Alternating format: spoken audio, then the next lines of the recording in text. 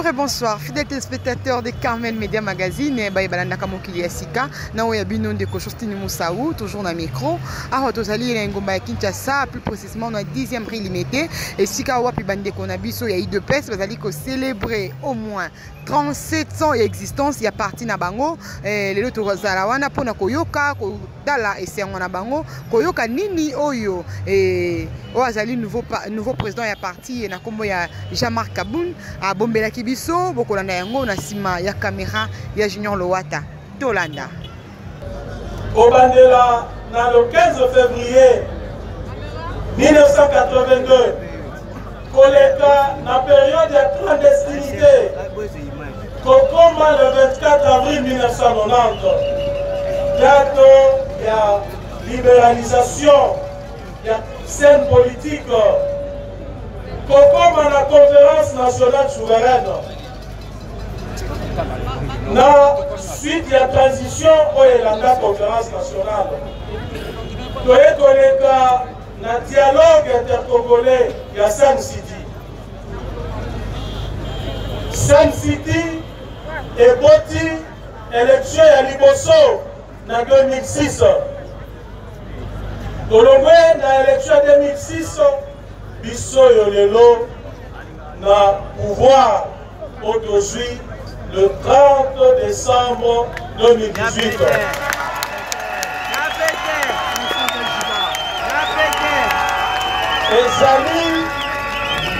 Ezali marche moko mulayi. Ezali marche mulayi. Bokanisa, bosala calcul. Kolongwa 10e rue Awa. Pour na kokoma palais de la nation, Tosali 37 ans.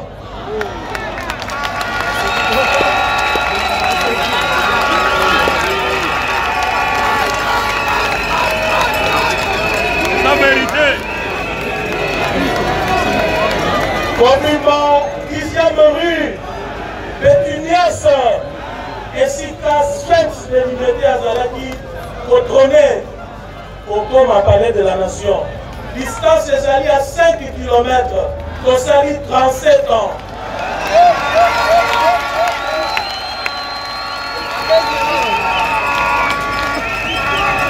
Donc, on peut comprendre que Bisso, Tonyokomi, le peuple sahélite. Alors, Basala 40 ans à distance Moulaï.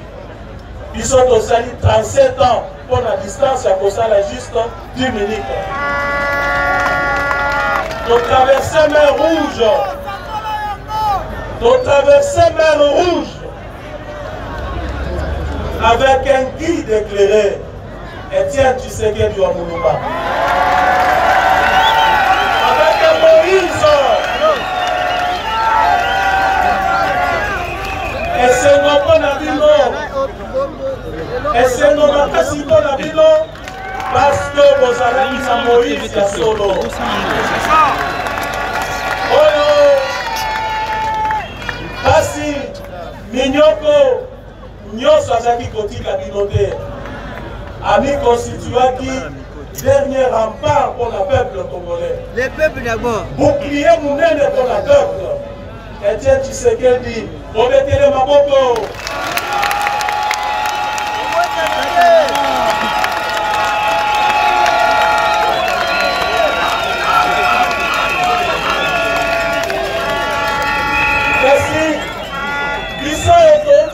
À 37 ans de marche, la distance est 5 km.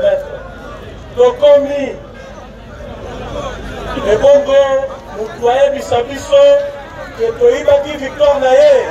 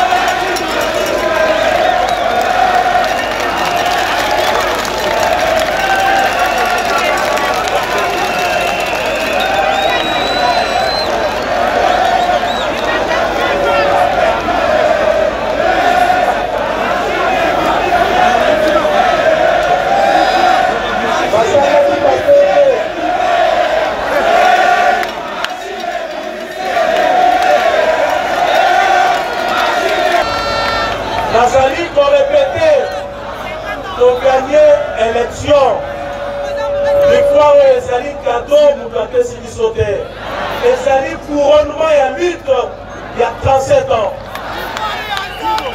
toganyaki élection esi bato nyonso bayebi tokoki kopekisa mutu akonteste yango te tozali na démocratie oyo azali kokonteste yango azala na bapreuve na balégation na ye biso moko tobundi mpo na état de droit tobundi mpo na liberté ya expression tobundi mpo te opposition ezala na kati ya mboka na biso tokoki koboya te ke baopposant bazala contre régime na biso tozali kogarantir na baopposant na biso ke bakobetaka bango gaz lacrymogène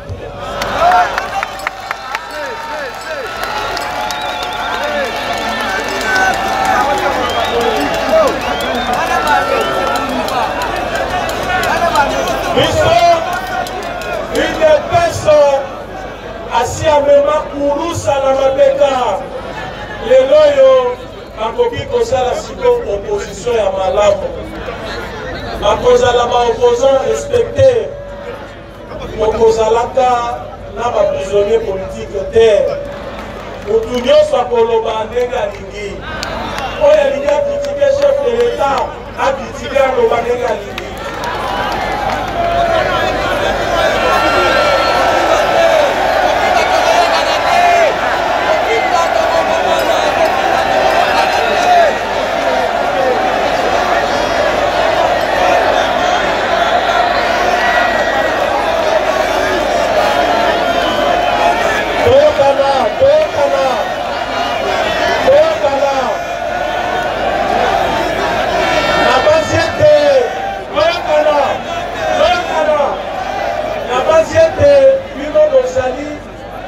bayekoli ya université ya politique na UDPS ezali wana devise na biso ezali liberté égalité na solidarité liberté elingi koloba nini na ntuni bino liberté elingi koloba nini elingi koloba boye na mboka Congo na règne ya UDPS moto akozala libre mpona koloba ndenge ya amoni kasi koloba wana ebuka mibeko te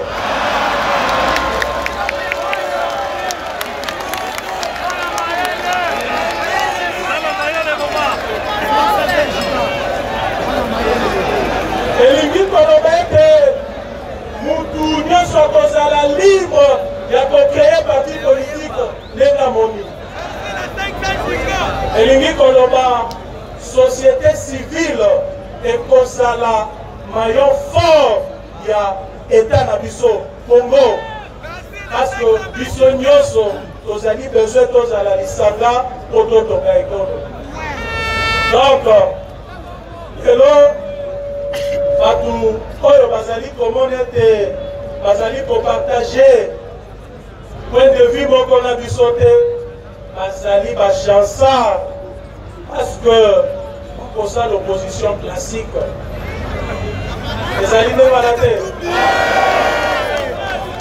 kasi biso tobeta mafimbu tonyokwama tosala boloko tokombama batumba bakombata na biso wana kaka po ete bango lelo bakoma baopposant digne de son nom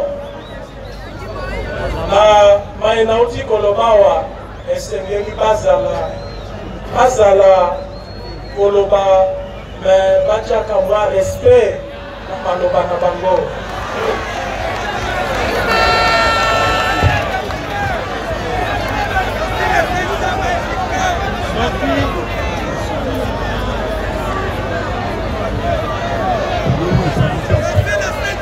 soki toyokani ndenge wana tokoevolue malamu kasi baoyo bakoyoka te bao bakoloba biso totikali na logique ya kodestabilize bainstitution ya Congo, ya kodestabilize président de la République et chef de l'État. Tozali koyebisa bango boye bao ya kati ya mboka na biso bakokutana na machine politique oyo babengi UDPS.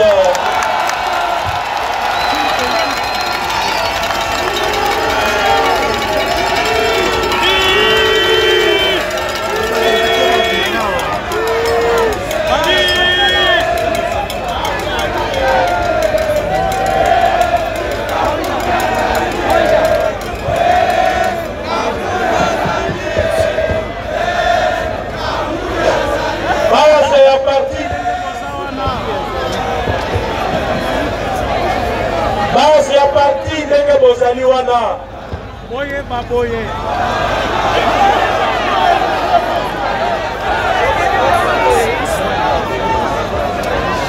kofuta bangote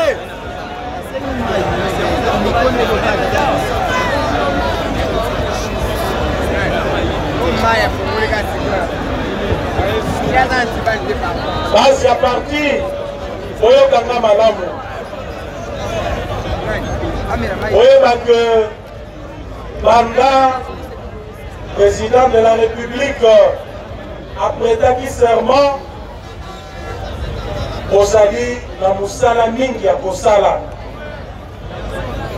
oyoka bavantilier oyo bazali koloba bilobaloba te oyo bazali koyebisa bino ete parti ekomi na pouvoir bamarshe esili bamiting esili bamanifestation esili ezali lokuta parti azali na bamission na baobjectif baobjectif ya parti politique tozali na conquête ya pouvoir tozali na exercice ya pouvoir wana pe conservation na yango bongo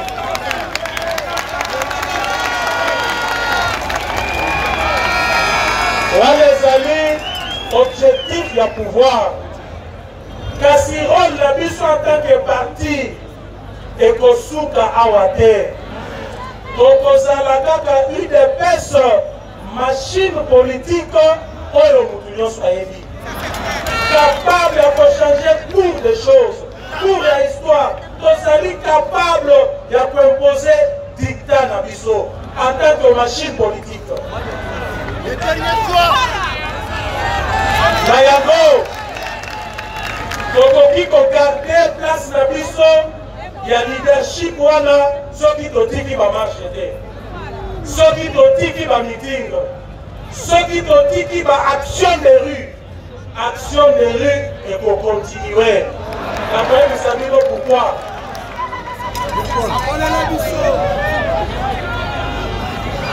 lelo nayoki bato balobi non Fachi azali na majorité na parlement te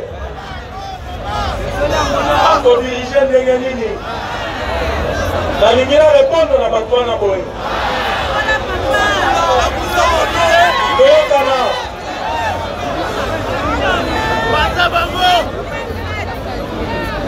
Fachi dernière minute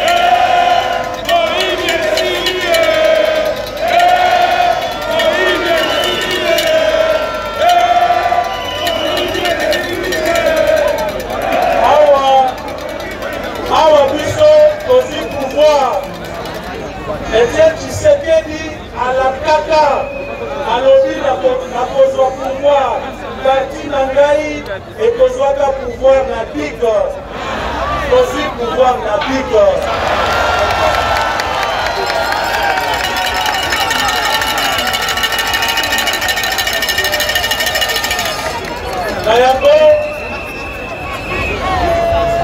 na yango mutu nyonso azali na mboka na biso congolais oyo azali kokanisa ke akosala bamanœuvre mpona koempêche président de la république asala musala malamu au nom de quoi que ce soit ayeba que base ya parti et pour rencontrer la balabala na ye.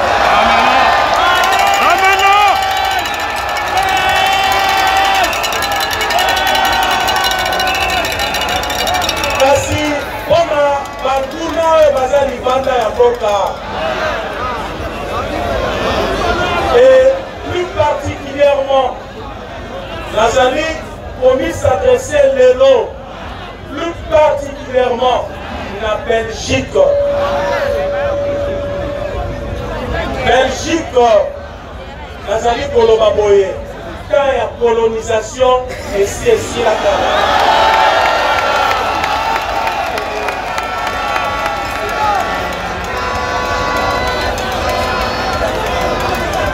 Le Congolais a compris qu'on lui va sous recolonisation terre. Osali État souverain. Peuple congolais a sali la destin na maboko. Tokoki qu'on lui intimidation il y a pays à dans mon côté. Osali peuple un État souverain. Osali Koloba Boye. Ceux qui de la Belgique et comme il repère, il y a pas tout le monde qui va déstabiliser le monde. Pas tout le monde qui va faire la rébellion. Pas tout le monde qui va faire la soulèvement dans le monde. Nos alliés boye bisaye boye. Nos alliés tolini ouverture.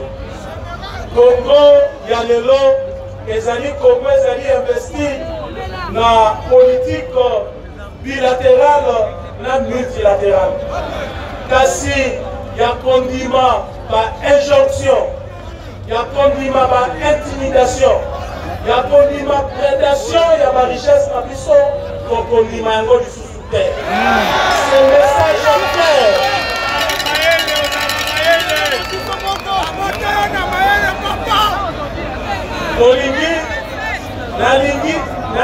Nalingi Koloba, Boye, que ceux qui Belgique a continué dans ma Kamouana à cause de la appelé Yakoye Bissa, peuple congolais, et Yenda Zali, ennemi numéro 1 de Moka Abisso.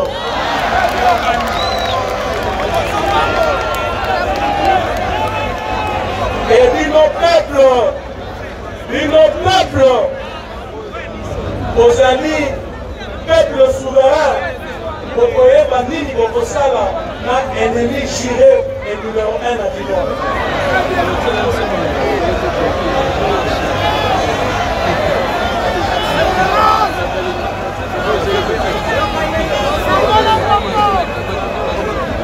Lelo que nous avons le pouvoir, Tolingi doit porter pour l'arbre na peuple na biso. Kasi ebele ndenge bozali awa basi lelo nazali kotala bino bozali koluka misala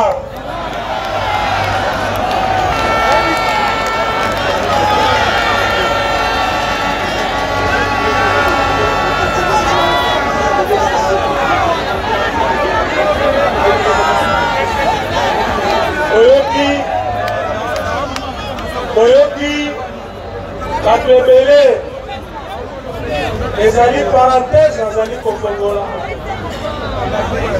bato ebele balobi moma faci aleki tozomona kaka aza na bato ya kala. C'est vrai nalingi nayebisa bino boye UDPS esalaki guerre na makuki te ndenge esalemaki na 97 na fidélité.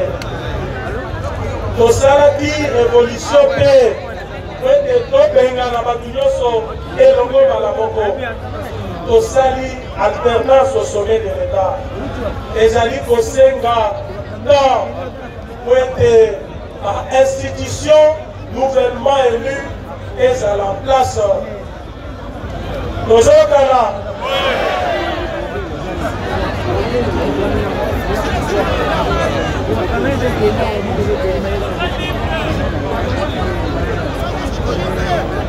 Gracias.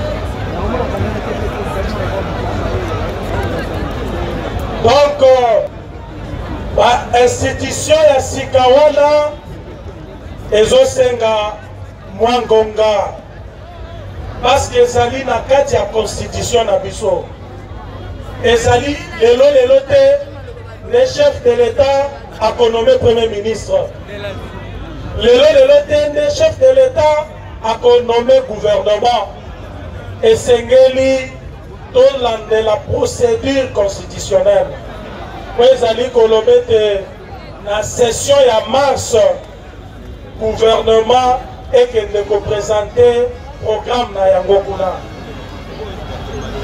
oyo ezali koloba que avant nomination ya gouvernement esengeli chef de l'état a nommé informateur na baprocédure nyonso wana bokomona ete bilongi ya kala ebele ezali nanu wana tokoki kobengana bango net touti kosala révolution te tokoki kobengana bango te net tosalaki rébellion tokotaki na manduki po tobengana bango tosali alternance pacifique lelo mboka na biso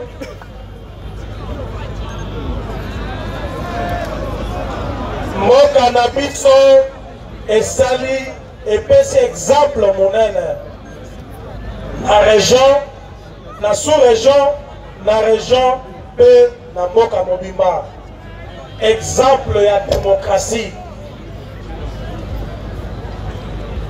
alternance oyo touti kovivre Etienne Tshisekedi de son vivant alelaka maya miso ekita po amona yango nde yango abundelaki sino te tolingaki tozwa manduki tozwa pouvoir ata na 2 semaines me ye aboyaka yango esengeli boyeba ke parce que tozali badémocrate tokende na makambo na lombango te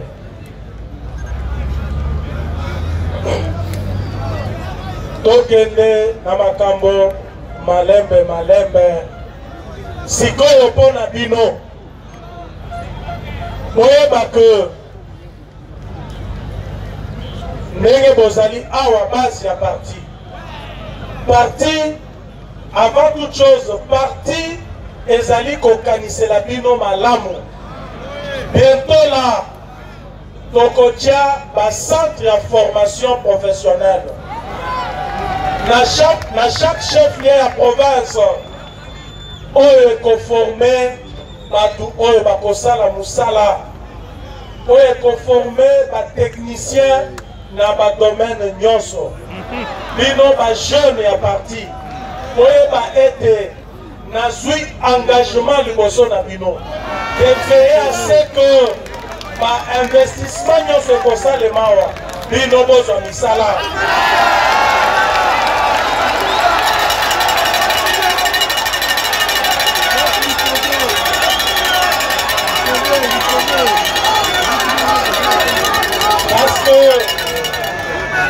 parce que bokozala former kala mingi te nazali koyebisa bino projet ezali na mesa na nga na bureau etikali kaka financement po ete bacombattante na bacombattant bao bakozala mandate na bacellule na bango bazwa formation na bacentre wana tokozala na base de données ya main d'œuvre qualifiée oyo tokopesa na bainvestisseur nyonso bakoya na mboka na biso po ete bino bozwa misala bozala récompense na lutte oyo bino bosali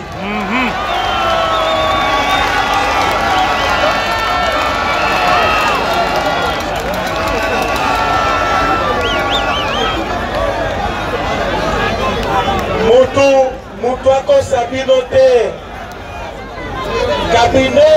cabinet ya chef de l'état ezwaka bato 1000 te tozoyokana baoyo bakozala na cabinet te bakozala na gouvernement baoyo bakozala na gouvernement te bakozala na entreprise publique à l'état baoyo bakozala na entreprise publique à l'état te bakozala na société oyo ekoya parce que tolingi to industrialiser mboka na biso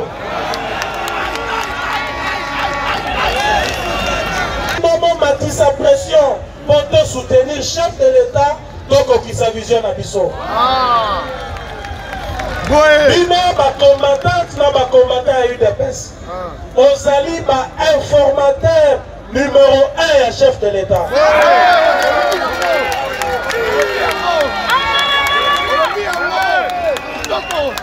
parce que okozala na baministère nyonso okozala na baparke nyonso na babiro nyonso bino bokozala po boyebisa biso esika nini makambo eza kotambola malamu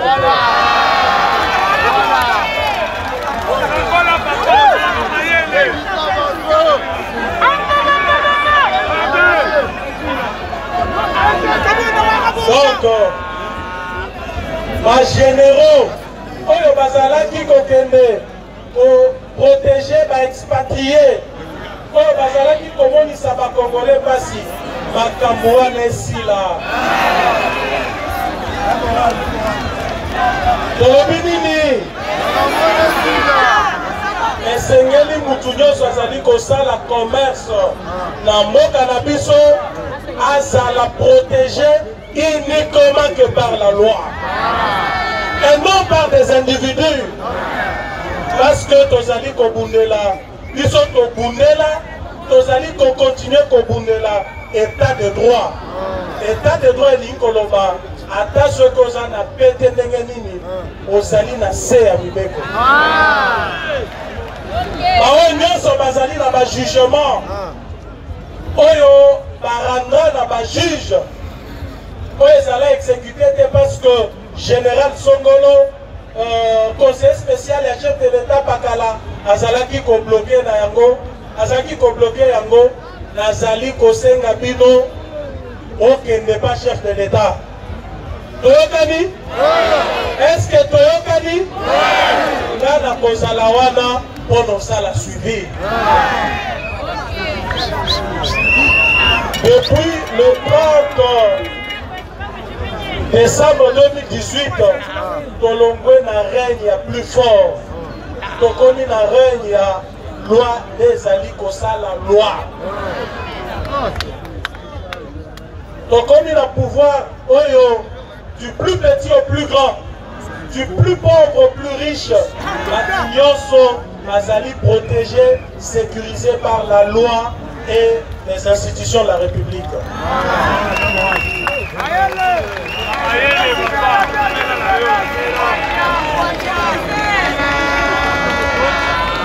Nazali koprofere ba menace te, mais nazali formel.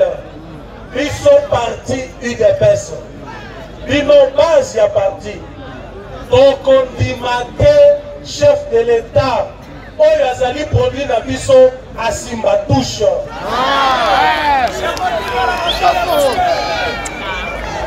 Donc on jouait rôle na biso en tant que machine politique pour impacter vision na biso na gestion ya mboko. Parce que tozali parti politique, to concourir na pouvoir, tozui yango, to exercer yango notre parti politique. C'est vrai que chef de l'État azali au sommet, mais parti na biso oyo ezali émanation na ye ekotika ye moko te na yango bao bacomprendre nanu ke makambo échange te bacomprendre banda lelo ke makambo échange to réellement Félix Antoine Tshisekedi Tshilombo azali tenu président de la République te azali président de la République tout fait et chef de l'État.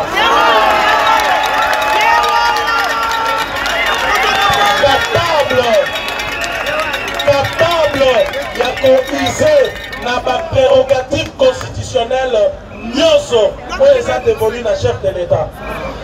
Na yango mutu nyonso amitia na place na ye tolingi blocage te tolingi te baloba ke non ekomi boye mutu ake prison o balingi ngai te tozali formel oyo akocomprendre te ke makambo echange oyo akocomprendre te ke UDPS abundeli justice abundeli état de droit abundi contre bantivaleur corruption détournement tribalisme bantivaleur nyonso place na ye ekozala kuna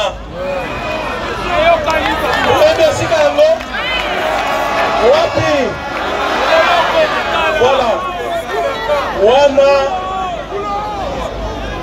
état de droit elingi koloba boye oyo abuki mibeko place na eza wapi place na eza wapi ezali menace te toyokana ezali menace te mutu mpe abanga te mais tozali formel parce que l'air tokolibere badétenu politique nyonso n'est-ce pas place wana banani bakozonga kuna bakozonga kuna donc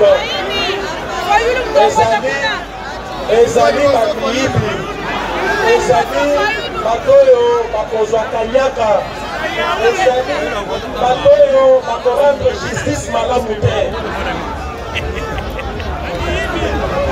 oyo nayebisi bino ozala bainformateur numéro 1 ya chef de l'état nalingi ke en tout temps ozala kofile biso bainformation magistrat tel wana azali na dossier RCM soki numéro ngi na bayebalandi Carmel Media Magazine ka ande bomesana kozala la une et awa tokomi obe na suka ya tranche na biso mokili ya sika bouti kolanda lolenge kani Jean-Marc Kabundu azali président ya parti IDPS auti koloba bike tozala lolenge mbango te po ete mabongami ya malamu azali koya ete président na biso babengi na kombo ya Félix Antoine Tshilombo azwaki bokonzi na manduki te azwaki yango na lolenge kani esengeli falaki il faut akende na makambo nyonso lolenge esengeli et bazali ko réclamer gouvernement ya sika bazali ko réclamer premier ministre ya sika bobanga te bozana motema pio po bazali ko kende na makambo nyonso malembe ti esika nto ko mazali kolaka makambo ya malamu